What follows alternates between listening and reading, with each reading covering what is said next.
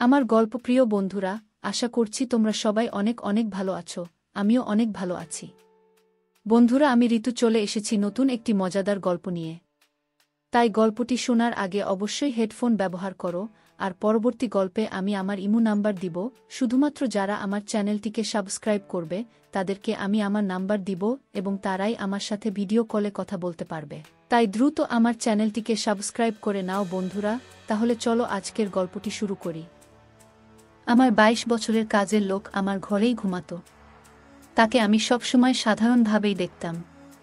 একদিন হঠাৎ সে আমার সামনে এসে বলল, ম্যাডাম, দয়া করে আমাকে ছোট চোখে দেখবেন না।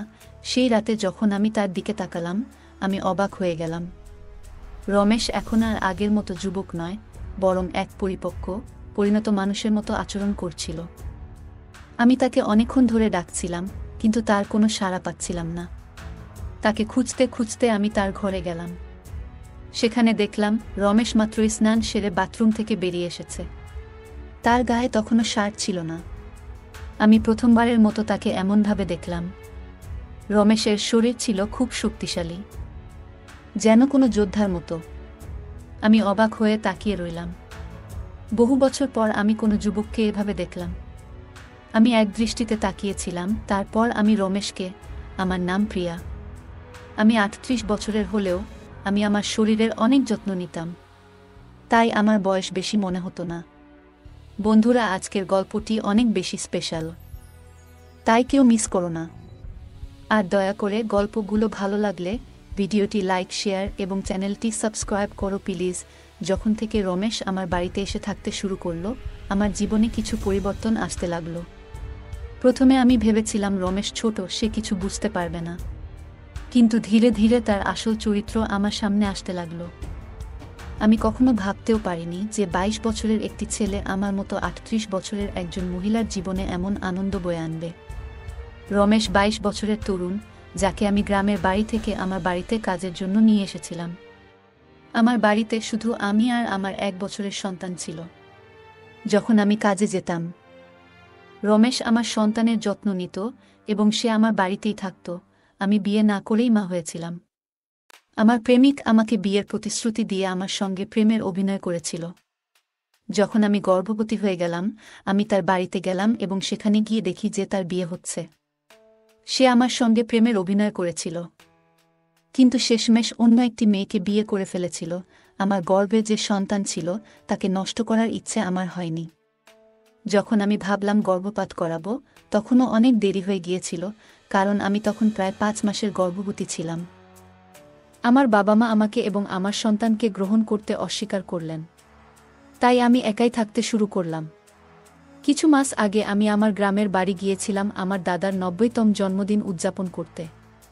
আমার দাদু আমাকে সেই বিশেষ দিনের জন্য নিমন্ত্রণ পাঠিয়েছিলেন, তাই আমি গ্রামে গিয়েছিলাম। সেখানে আমার ছেলেকে শুধু আমার দাদাই ভালোবেসে কোলে তুলে নিয়েছিলেন। আমার ছেলে কুনাল তার সঙ্গে খেলছিল। এমন সময় অফিস থেকে আমার ফোন এলো। কিছুক্ষণের জন্য ফোনে কথা বলার জন্য আমি বাইরে গেলাম। আমি যখন বাইরে থেকে ফিরে এলাম, দেখলাম আমার ছেলে কুনাল আর দাদার কাছে নয়, বরং বাড়ির এক কর্মচারীর কাছে ছিল। আমি লক্ষ্য করলাম কুনাল সেই কর্মচারীর সঙ্গে বেশ আনন্দের সঙ্গে খেলছে। আমি আমার সন্তানকে তার কাছ থেকে নিয়ে চলে যাওয়ার প্রস্তুতি নিচ্ছিলাম। তখনই সেই কর্মচারী আমাকে থামিয়ে বলল, ম্যাডাম, আমাকে একটু সাহায্য করবেন? আমার টাকার প্রয়োজন নেই, আমার কাজের প্রয়োজন। সে নিজেকে পরিচয় দিয়ে বলল, আমি রমেশ। আমি আগে এই বাড়ির গবাদি পশুর খোয়ারের দেখাশোনা করতাম, কিন্তু এখন বড় সাহেব গবাদি পশু বিক্রি করার কথা ভাবছেন। যদি আপনার কাছে কোনো কাজ থাকে দয়া করে আমাকে দিন, আমার খুব প্রয়োজন। আমার বাবা মাও দিনমজুরি করেন, তাই আমার কাজের খুব প্রয়োজন। তখন আমি বললাম, আমার সন্তানের যত্ন নেওয়ার জন্য একজনের প্রয়োজন, কিন্তু এর জন্য তোমাকে শহরে যেতে হবে। আমি এই কাজের জন্য তোমাকে প্রতি মাসে ৭,০০০ টাকা দেব। রমেশ আমার প্রস্তাব শুনে শহরে আসতে রাজি হয়ে গেল। কুনাল তার সঙ্গে বেশ ভালোভাবে থাকত। এটা দেখে আমি রমেশকে আমার বাড়িতে নিয়ে আসার সিদ্ধান্ত নিলাম। রমেশ তখন থেকেই আমার বাড়িতে থাকত। সে বলেছিল প্রতি ৪ মাস পর পর যখন কিছু টাকা জমা হবে তখন সে তার গ্রামে ফিরে যাবে। রমেশ সারা দিন আমার সন্তানের যত্ন নিত এবং ঘরের কাজে আমাকে সাহায্য করত। 1 মাস হয়ে গেছে রমেশ আমাদের বাড়িতে এসেছে, আর এই 1 মাসে সে নিজের কাজকে খুবই আন্তরিকতার সঙ্গে করেছে। তাকে আমার খুবই ভালো লাগত। রমেশের যত্নে আমার সন্তানের স্বাস্থ্যের উন্নতি হতে শুরু করেছিল এবং আমি অবাক হয়ে দেখলাম যে আমার ছেলে কুনাল, যে আমাকে আগে অনেক বিরক্ত করত, এখন রমেশের হাত থেকে খুব ভালোভাবে খাবার খাচ্ছে। আমি রমেশকে আমার বাড়িতে থাকার জন্য একটি আলাদা ঘর দিয়েছিলাম। একদিন রাতে আমার ছেলে খুব কাঁদছিল এবং কিছুতেই থামছিল না। তার কান্নার শব্দ শুনে রমেশ আমার ঘরে এসে কুনালকে আমার কাছ থেকে নিয়ে নিল। রমেশের কাছে যেতেই আমার ছেলে কুনাল একদম শান্ত হয়ে গেল। রাত অনেক হয়ে গিয়েছিল, কুনাল রমেশকে ছেড়ে দিতে চাইছিল না, তাই আমি রমেশকে আমার ঘরেই থেকে যাওয়ার জন্য বললাম। সেদিন আমি অনেক সুন্দর একটি পোশাক পরেছিলাম। সে আমার কথায় রাজি হয়ে গেল। সকালে আমি ঘুম থেকে উঠলাম, তখন দেখি কুনাল রমেশকে জড়িয়ে ধরে ঘুমাচ্ছে। সেই দৃশ্য দেখে আমার মনে হলো রমেশ সত্যিই আমার সন্তানের জন্য একজন আদর্শ দেখাশোনাকারী হয়ে উঠেছে। সেই রাতের পর থেকে রমেশ কুনালের জন্য আমার ঘরেই থাকতে শুরু করল। রমেশ আসার পর সবকিছু ঠিকঠাক চলছিল, আর তার কাজের প্রতি আন্তরিকতা দেখে আমি বেশ খুশি ছিলাম। ছুটির দিনে আমি রমেশকে নিয়ে শপিং মলে গেলাম। সেখানে আমি তার জন্য সুন্দর কিছু পোশাক কিনলাম এবং সেলুনে গিয়ে তার নতুন হেয়ার স্টাইল করিয়ে দিলাম। রমেশ দেখতে ভালো ছিল, কিন্তু সে সবসময় খুব সাধারণভাবে থাকত। সেদিন আমি তার পুরো লুকটাই বদলে দিয়েছিলাম। নতুন রূপে রমেশকে দেখে আমি নিজেই বিশ্বাস করতে পারছিলাম না যে কাল পর্যন্ত যে একজন সাধারণ কর্মচারী ছিল, সে এতটা স্মার্ট এবং আকর্ষণীয় লাগতে পারে। শপিং মল থেকে আমরা যখন বাড়ি ফিরলাম, কুনাল ঘুমিয়ে পড়েছিল। আমি তাকে তার ঘরে নিয়ে বিছানায় শুইয়ে দিলাম এবং পানি আনতে বাইরে যেতে লাগলাম। ঠিক তখনই রমেশ আমার জন্য পানি নিয়ে এলো। আমি পানি খেয়ে গ্লাসটা রেখে দিলাম, আর লক্ষ্য করলাম রমেশ আমাকে তখন থেকেই এক দৃষ্টিতে দেখছিল। হঠাৎ করেই সে আমাকে আলতো করে জড়িয়ে ধরল। অনেক বছর পর কোনো পুরুষের আলিঙ্গন পেলাম, আমি অবাক হয়ে তাকে দূরে সরিয়ে দিলাম। তখন রমেশ বলল, ম্যাডাম, আজ আপনার জন্যই আমি প্রথমবারের মতো নিজেকে ভালোবাসতে শিখেছি। জীবন সত্যিই সুন্দর, শুধু সেটাকে কিভাবে উপভোগ করতে হয় তা জানা দরকার। আজ আপনি আমাকে সম্পূর্ণ বদলে দিয়ে আমার উপর অনেক বড় অনুগ্রহ করেছেন। সত্যিই আমি এখন অনেক ভালো লাগছি। রমেশের মুখে সেই আনন্দের হাসি দেখে আমিও খুশি হয়ে গেলাম, কারণ কোনো গরিবের উপকার করতে আমার অনেক ভালো লাগে। পরের দিন থেকেই রমেশ খুব পরিপাটি ও সুশৃঙ্খলভাবে থাকতে শুরু করল। সে মাত্র 22 বছরের হলেও গ্রামের ছেলে হওয়ার কারণে তার শারীরিক গঠন ছিল মজবুত। সে প্রতিদিন বাড়িতেই শরীরচর্চা করত, আর তার উচ্চতাও বেশ ভালো ছিল। একদিন আমি তার পড়াশোনা সম্পর্কে জানতে চাইলে সে বলল, এখন আর তার পড়াশোনায় মন নেই। প্রতিদিন সকালে অফিসে যাওয়ার আগে আমি আমার সন্তানের প্রতি ভালোবাসা প্রকাশ করতাম। আজ সকালে অফিসে যাওয়ার আগে যখন আমি আমার ছেলে কুনালকে আদর করতে গেলাম, দেখি সে রমেশের কোলে বসে আছে। হঠাৎ আমার ছেলে কুনাল মুখটা ঘুরিয়ে নেয়, আর আমার ঠোঁট অজান্তে রমেশের গালে স্পর্শ করে। আমি কিছুটা অপ্রস্তুত হয়ে পড়েছিলাম এবং দ্রুত রমেশের কাছে ক্ষমা চাইলাম। ঘটনাটি আমাকে অস্বস্তিতে ফেলে দিলেও রমেশ বিষয়টি সহজভাবে গ্রহণ করল। আমি তখন রমেশের কাছে ক্ষমা চেয়ে অফিসে চলে গেলাম। সন্ধ্যায় যখন বাড়ি ফিরলাম, তখনও আমি রমেশের চোখে চোখ রাখতে পারছিলাম না। রমেশ কুনালকে খাইয়ে ঘুম পাড়িয়ে দিয়েছিল, তারপর আমরা একসঙ্গে রাতের খাবার খেয়ে নিলাম। খাওয়ার পর আমি আমার ঘরে গিয়ে ওষুধ খেতে লাগলাম, কারণ আমার মাইগ্রেনের সমস্যা ছিল। ওষুধ খাওয়ার পরও আমার মাথার ব্যথা কমছিল না, তাই আমি মাথা ধরে বসেছিলাম। কিছুক্ষণ পর রমেশ ঘরে এলো। আমাকে এমন অবস্থায় দেখে সে জানতে চাইল কি হয়েছে। আমি বলার পর সে আমার মাথায় ধীরে ধীরে মালিশ করতে শুরু করল। রমেশ এর মালিশে আমার মাথার ব্যথা ধীরে ধীরে কমতে শুরু করল, আর আমি আস্তে আস্তে গভীর ঘুমে ডুবে গেলাম। সেই রাতে আমার ঘুম খুবই ভালো হয়েছিল। পরের দিন আমাদের অফিসে ট্র্যাডিশনাল ডে উদযাপন ছিল। আমি ঠিক করেছিলাম যে সেদিন গুজরাটি পোশাকে সাজব। আমি ঘাঘরা পরেছিলাম, কিন্তু স্কার্টের গিট বাঁধতে গিয়ে বেশ অসুবিধায় পড়েছিলাম। আমার কোনো সহায়তা ছিল না, তাই আমি ঘরে কাজ করা রমেশকে ডেকে গিট বাঁধতে বললাম। গিট বাঁধার সময় তার হাত আমার পিঠের উপর দিয়ে স্পর্শ করছিল। আমি বিষয়টাকে গুরুত্ব দেইনি, কারণ তখন আমার কাছে আর কোনো উপায় ছিল না। প্রস্তুত হয়ে যখন আমি বের হতে যাচ্ছিলাম, তখন রমেশ আমাকে থামিয়ে দিল। রমেশ ঘর থেকে কাজল নিয়ে এসে আমার কানের পেছনে লাগিয়ে বলল, ম্যাডাম, এখন আপনাকে আর কেউ নজর দিতে পারবে না। আপনি সত্যিই খুব সুন্দর লাগছেন। আপনি এমনিতেই অনেক সুন্দর আর আজকে আরও সুন্দর লাগছেন।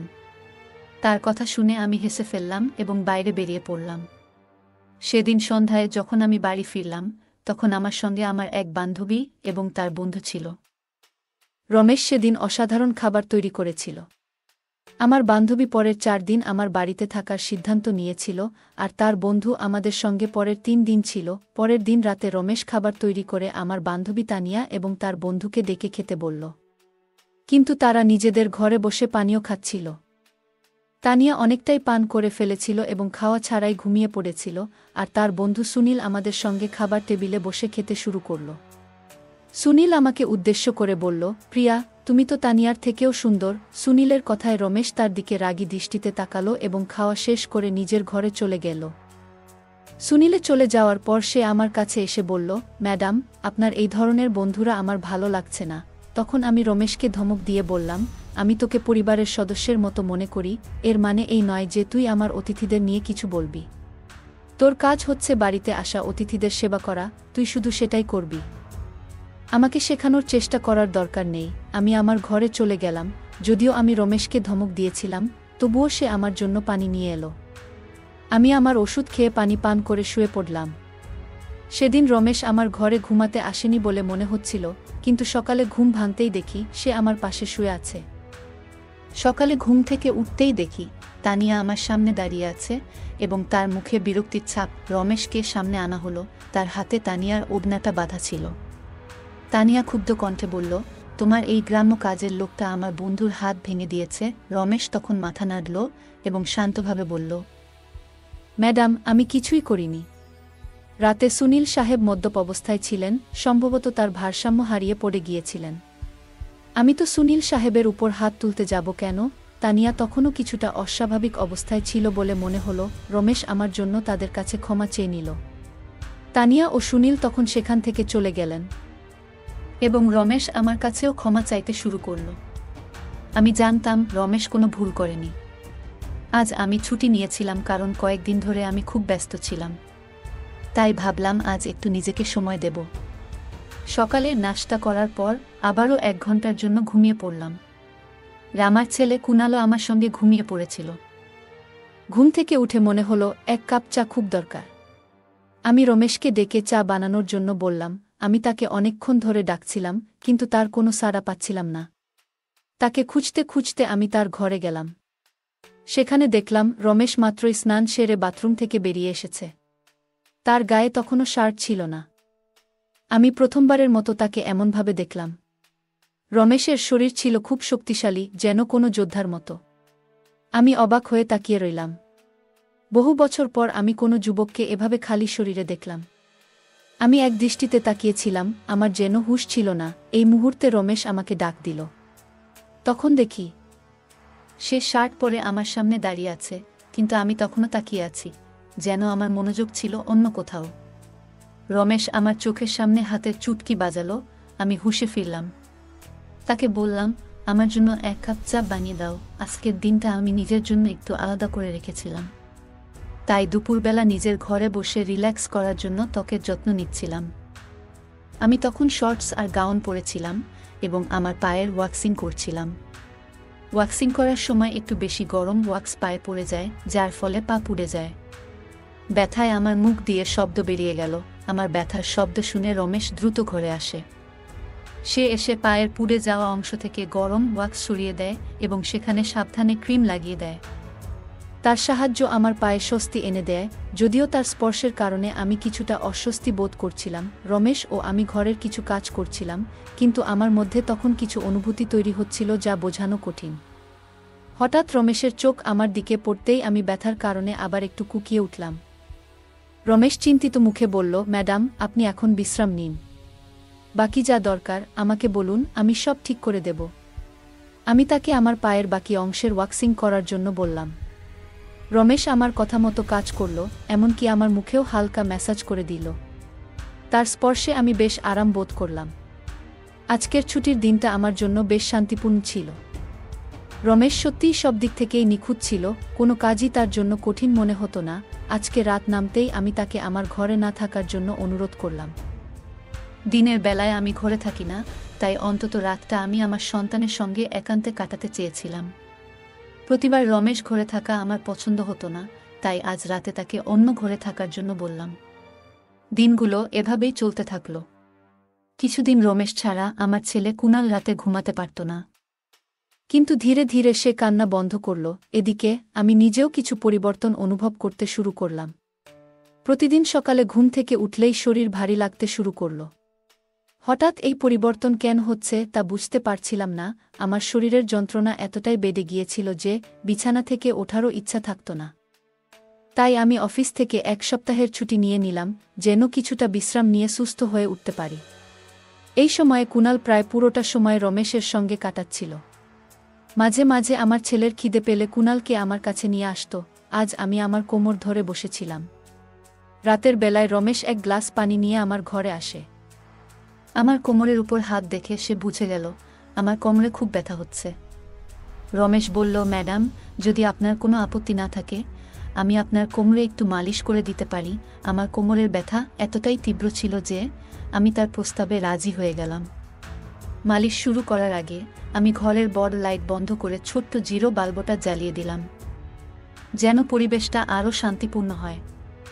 রমেশ যখন কোমরে হালকা চাপ দিয়ে মালিশ করছিল, আমি বেশ স্বস্তি অনুভব করছিলাম। মালিশ শেষ হওয়ার পর মনে হলো যেন আমার ব্যথা একেবারে হাওয়ায় মিলিয়ে গেল। মালিশ করার সময় রমেশ আমাকে জিজ্ঞেস করল, ম্যাডাম, আপনার কি কখনো কুনালের বাবাকে মনে পড়ে না? আপনি এত সুন্দর এবং তরুণী হয়ে একা কেন? তার প্রশ্নের কোনো সঠিক উত্তর আমার কাছে ছিল না। আমি শুধু বললাম, হয়তো এই প্রশ্নের উত্তর আমার কাছেও নেই। সেই মুহূর্তে কথোপকথনটা শেষ হয়ে গেল। রমেশের মালিশে আমার এত ভালো লাগলো যে আমি গভীর ঘুমে তলিয়ে গেলাম। 2 দিন পর এমন একটা দিন আসলো যেদিন আমি আমার প্রিয়জনের সঙ্গে প্রথম দেখা হয়েছিল। সেই দিনটা শেষমেশ এসে গেল। সারাদিন আমি নিজেকে কোনো না কোনো কাজে ব্যস্ত রাখার চেষ্টা করলাম, যাতে তার কথা আমার মনে না আসে। কিন্তু রাতের অন্ধকারে তার কথা খুব মনে পড়ছিল। সে এখন আমার সঙ্গে নেই, তবে সে আমার সন্তানের বাবা। কুনালকে দেখলেই প্রতিদিন তার কথা মনে পড়ে। আজ আমি আর আমার আবেগ ধরে রাখতে পারলাম না। ঘরে বসে হঠাৎ কান্নায় ভেঙে পড়লাম। আমার ছেলে আমার পাশে ঘুমাচ্ছিল, কিন্তু তখন আমি সেটাও খেয়াল করিনি। আজ এমনকি আমি আমার ওষুধও খেতে ভুলে গিয়েছিলাম। রাতে রমেশ 1 গ্লাস পানি নিয়ে আমার ঘরে ঢুকল। আমাকে কাঁদতে দেখে সে আমাকে পানি পান করালো। আমি কিছুটা স্থির হলে সে আমাকে ওষুধ দিল। আমার কান্নার আওয়াজ শুনে আমার ছেলে কুনাল কিছুটা নড়াচড়া করতে লাগল। তখন রমেশ আমাকে নিজের ঘরে নিয়ে গেল। সেখানে গিয়ে আমি নিজের আবেগ সামলাতে না পেরে হঠাৎ রমেশকে জড়িয়ে ধরলাম। আমার অনুভূতিগুলো যেন বসেছিল না। আমার দুঃখের কারণ শুনে রমেশ নীরবে আমার চোখের জল মুছে দিল। আমি তার কাঁধে হাত রেখে বললাম, আজ আমি তোমার পাশে থাকতে চাই, একটু সান্ত্বনার খোঁজে। রমেশ কিছুটা বিস্মিত হয়ে বলল, ম্যাডাম, আমি তো এসব বুঝি না। তার কথা শুনে আমি হেসে ফেললাম এবং তাকে সান্ত্বনা দিয়ে পাশে বসালাম। সেই রাতে আমি তার ঘরেই ছিলাম। কিন্তু সকালে ঘুম থেকে উঠে দেখলাম সে সেখানে নেই, শুধু তার শার্টটা পরে আছে। বাইরে গিয়ে দেখলাম রমেশ কুনালকে দুধ আর বিস্কুট খাওয়াচ্ছে। আমি আমার ছেলের কথা ভুলে গিয়েছিলাম, কিন্তু রমেশ ভোলেনি। সে আমাদের দুজনকেই খুশি রেখেছিল। রাতের ক্লান্তির কারণে আমি সকালে বেশ দেরি করে উঠেছিলাম। সারাদিন রমেশ আমার সঙ্গে চোখ মিলায়নি। আজ আমার বন্ধু তানিয়া আমার সঙ্গে দেখা করতে এলো। সে রমেশের দিকে একবারও তাকায়নি। রমেশ এসে তাকে পানি দিল এবং তারপর চুপচাপ ঘর থেকে বেরিয়ে গেল। কিছুক্ষণ কথা বলার পর তানিয়া চলে যাওয়ার জন্য তৈরি হল। যাওয়ার সময় সে বলল, যত দ্রুত সম্ভব তোমার কাজের ছেলেটাকে এখান থেকে বিদায় করে দাও। বাইরে থেকে যতটা সরল মনে হয় সে আসলে ততটা সরল নয়। তানিয়ার কথাটা আমি তেমন গুরুত্ব দিলাম না। রোজকার মতোই রাতের খাবার শেষে রমেশ আমার ঘরে 1 গ্লাস পানি নিয়ে এলো। সে কুনালকে ঘুম পাড়িয়ে দিয়েছিল। আজ কুনাল হলঘরে দোলনায় ঘুমাচ্ছিল আর রমেশ তার দেখভাল করছিল। আমি ঘরের লাইট বন্ধ করে ঘুমিয়ে পড়লাম। কিছুক্ষণ পরে কুনাল কাদার শব্দে আমার ঘুম ভাঙল। আমি উঠতে যাচ্ছিলাম, তখনই তার কান্নার আওয়াজ হঠাৎ থেমে গেল। তারপর আমি আমার ঘরের দরজা খোলার একটা শব্দ শুনতে পেলাম। আমি চুপচাপ লক্ষ্য করছিলাম। রমেশ আমার ঘরে ঢুকল। সে ধীরে ধীরে আমার কাছে এসে দেখার চেষ্টা করছিল আমি ঘুমিয়ে আছি কিনা। এরপর সে আমার মোবাইলটা তুলে নিল। তার এই কার্যকলাপ দেখে আমি দ্রুত লাইট জ্বালিয়ে দিলাম। আমাকে জেগে থাকতে দেখে রমেশ হতভম্ব হয়ে গেল। আমি তার হাত থেকে মোবাইলটা কেড়ে নিলাম এবং জিজ্ঞেস করলাম, রমেশ, এ কি করছো? এত রাতে তুমি এখানে কি করছো? সে কিছু না বলেই চলে যাওয়ার চেষ্টা করল, কিন্তু আমি তাকে এত সহজে ছেড়ে দেওয়ার ইচ্ছা করিনি। আমি তাকে তার সেই ভিডিও দেখালাম, যেখানে তানিয়া একদিন এসে আমাকে একটা ভিডিও দেখালো, যেটা তার বয়ফ্রেন্ড সুনীলের সঙ্গে রমেশের মারপিটের দৃশ্য ছিল। সেদিন সুনীল এর মোবাইলের ক্যামেরা ভুলবশত চালু ছিল এবং সেই ঘটনাটা পুরোপুরি রেকর্ড হয়ে যায়। সেই ভিডিও দেখার পর থেকেই আমি রমেশের উপর নজর রাখছিলাম। আমি রমেশকে ডেকে বললাম, রমেশ, তুমি মিথ্যে কেন বললে? কেন সুনীল এর উপর হাত তুলেছিলে? রমেশ একটু থেমে বলল, যে কেউ আপনাকে ক্ষতি করার চেষ্টা করবে, তার সঙ্গে আমি এমনই করব। ম্যাডাম, সেদিন রাতে সুনীল মদ্যপ অবস্থায় আপনার ঘরে ঢুকেছিল, আর সে আপনার সাথে খারাপ ব্যবহার করতে চেষ্টা করছিল। এজন্যই আমি তার উপর হাত তুলেছিলাম। রমেশের কথা শুনে আমি অবাক হয়ে বললাম। আমি বললাম, ঠিক আছে, আমি তোমার কথা মেনে নিচ্ছি, কিন্তু তুমি আমার পানিতে ঘুমের ওষুধ কেন মেশাচ্ছিলে? আজ আমি নিজেই দেখেছি তুমি আমার পানিতে ওষুধ মিশিয়েছিলে। তোমার নজর আমার উপর ছিল, আর যেটা তুমি চেয়েছিলে সেটা আমি তোমাকে দিয়েছি। এখন তোমার কাজ শেষ, তুমি তোমার গ্রামে ফিরে যাও। আমার কথা শুনে রমেশ বলল, ম্যাডাম, আপনি যা ভাবছেন সেটা মোটেও ঠিক নয়। গত রাতে আমি কিছুই ভুল করিনি। হ্যাঁ, আমি আপনার পানিতে ঘুমের ওষুধ মেশাই যাতে আপনি ঘুমিয়ে পড়েন, কিন্তু আমি আপনার সঙ্গে কিছুই করতে চাইনি। কয়েকদিন আগে রাতে আমি আপনাকে ফোনে কথা বলতে দেখেছিলাম। আমি বুঝতে পেরেছিলাম আপনি আবারও আপনার সেই প্রেমিকের সঙ্গে দেখা করার পরিকল্পনা করছেন, এবং সেই দেখা আপনার নিজের বাড়িতেই হওয়ার কথা ছিল। আমি এটা আটকাতে চেয়েছিলাম, কারণ সেই ব্যক্তি এখনও আপনাকে প্রতারণা করছে। সে আপনাকে মিথ্যে কথা বলছে, সে আপনাকে ধোঁকা দিচ্ছে, আর তার লক্ষ্য আপনার সন্তানকে আপনার কাছ থেকে দূরে নিয়ে যাওয়া। তার স্ত্রী সন্তান ধারণ করতে পারে না, তাই সে আপনার কাছাকাছি আসতে চাচ্ছে। সে তার স্ত্রীকে তালাক দেয়নি, আর এসব কথাই সে আপনাকে গোপন করেছে। আমি বিস্মিত হয়ে রমেশকে জিজ্ঞেস করলাম, রমেশ, তুমি এসব জানলে কিভাবে? তুমি কে? এসব তথ্য তুমি পেলে কোথা থেকে? রমেশ উত্তরে বলল, আপনার বাবা সাহেব আমাকে আপনার ছবি দেখিয়েছিলেন। রমেশ বলল, প্রথমবার আপনাকে দেখে খুব ভালো লেগেছিল, কিন্তু আপনার বাবা সাহেব বলেছিলেন যে আপনি বিয়ে করতে চান না। তখনই আমরা দুজনে মিলে একটা পরিকল্পনা করি, আপনার জীবনে জায়গা করে নেওয়ার জন্য আমি এখানে এসেছিলাম। তবে এখানে আসার পর দেখলাম অনেকেই আপনাকে ভুল উদ্দেশ্যে কাছে টানতে চাইছে। তখন থেকেই আমি আপনার সুরক্ষা করা শুরু করি। রমেশ আসলে 22 বছর বয়সী ছিল না। আমার প্রথম সন্দেহ ঠিকই ছিল। সে 30 বছর বয়সী এবং একটি ভালো চাকরি করত। আমার ভালোবাসা জয় করতে সে এত চেষ্টা করেছিল। রমেশ যা বলেছিল সবই সত্যি ছিল। সে আমার প্রেমিক সম্পর্কে যা কিছু বলেছিল তার সবকিছুই সঠিক প্রমাণিত হয়েছে। রমেশের মতো একজন সৎ জীবনসঙ্গী এবং আমার সন্তানের জন্য একজন দায়িত্বশীল বাবা পাওয়া আমার জন্য সত্যিই বড় সৌভাগ্যের ব্যাপার। আমি আমার পুরনো প্রেমিকের প্রতারণা থেকে বেঁচে গেছি। আজ আমি রমেশ, যার আসল নাম বিজয়, তার সঙ্গে খুব সুখী। সে আমাকে এবং আমার সন্তানকে অনেক ভালোবাসে। আমার বাবা সাহেবের কারণেই আজ আমি আমার নতুন পরিবার শুরু করতে পেরেছি। রমেশের মতো একজন জীবনসঙ্গী পাওয়া আমার জন্য সত্যিই আশীর্বাদ। বন্ধুরা, যারা সত্যিকারের ভালোবাসে তারা কখনো কোনো কঠিন সময়ে আপনাকে ছেড়ে যাবে না। সম্পর্ক টিকিয়ে রাখার জন্য কোনো কারণের প্রয়োজন হয় না, কিন্তু সম্পর্ক ভাঙার জন্য একটা অজুহাতই যথেষ্ট। এই ছিল আজকের আমাদের ছোট্ট গল্প। গল্পটা কেমন লাগলো জানাতে ভুলবে না।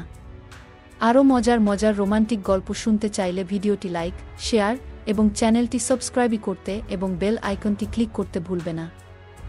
ধন্যবাদ বন্ধুরা, আজকের গল্পটি এখানেই শেষ করলাম। যারা পুরো গল্পটি শুনেছেন তাদের সবাইকে আন্তরিক ধন্যবাদ। আর হ্যাঁ, সবাই আমার চ্যানেলটা সাবস্ক্রাইব করবেন।